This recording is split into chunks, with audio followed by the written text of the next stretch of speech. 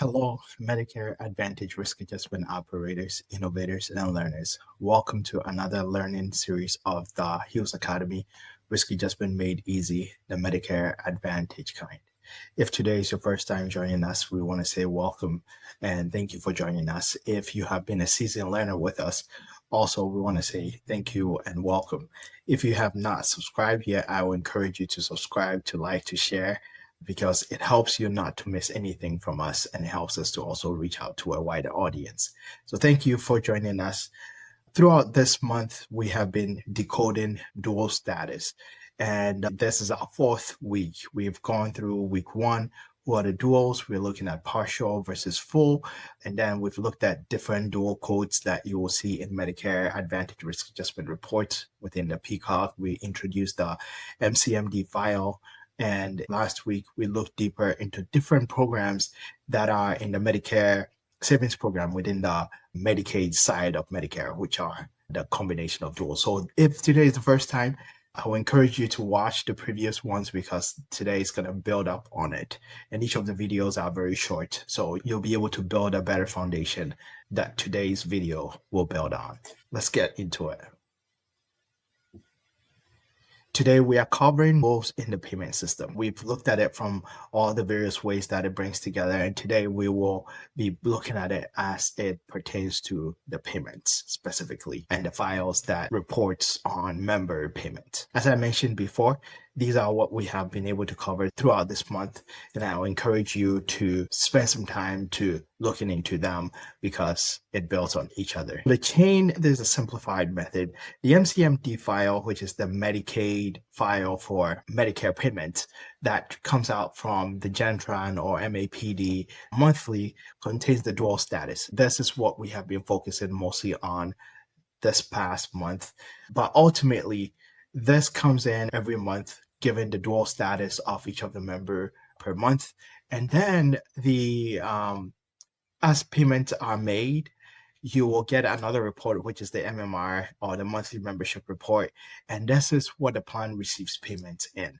So the MMR has the payment, the MCMD has the dual status, and the payment is dependent on the dual status. So connecting these files are critically important in knowing which dual status that was used for payment for a month. The MCMD file, which is the Medicaid status, holds the dual status code per member per month. And the values, as we've gone through 1 through 10, there is no 7, 9 codes overall. And CMS transmits this data or this file to plans on the Peacock layout 730. And this is the code that CMS knows for the month for your member. So the Medicaid status for that member for that month. On the MMR side, which is the monthly membership report, that shows the monthly members that are receiving payment or if there are any adjustments that are coming in. It's usually one per member per role, unless there are some adjustments, then you get multiple roles. It also has the dual status code from the MCMD as it appears on there. And the field shows the dual status codes that CMS actually used for payment. The values correspond to the values that you will see in the MCMD side. One note that I want to flag here is that CMS has a methodology called the anchor month for the prospective monthly payments. So you may not necessarily see what you have in the MCMD showing in MMR side because of this anchor month methodology. But once you align them, you should be seeing for each of the months what it was for the anchor month in the MCMD file and how that is showing up on the MMR file.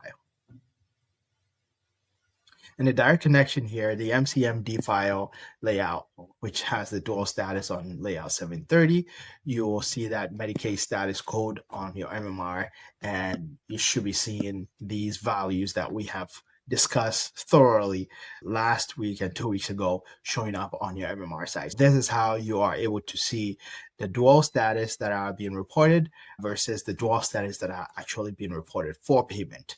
And once you align them on the anchor month methodology, you should be able to build that up to know exactly which dual status that was used for a payment for a member for a month. Why this matters for risk adjustment. Medicaid dual status code on the MMR is your payment verification point.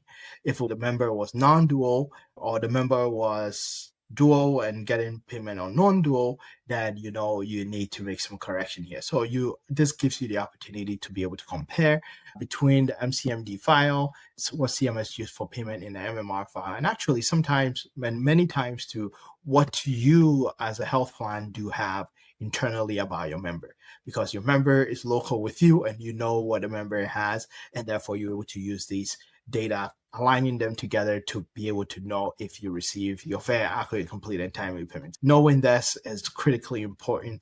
Whenever there are mismatches, you know that there is a gap somewhere and that needs to be fixed, either from a state side, CMS side, internal, or whatever that needs to be fixed. But ultimately, you want to align them all together to make sure you're receiving your fair payment.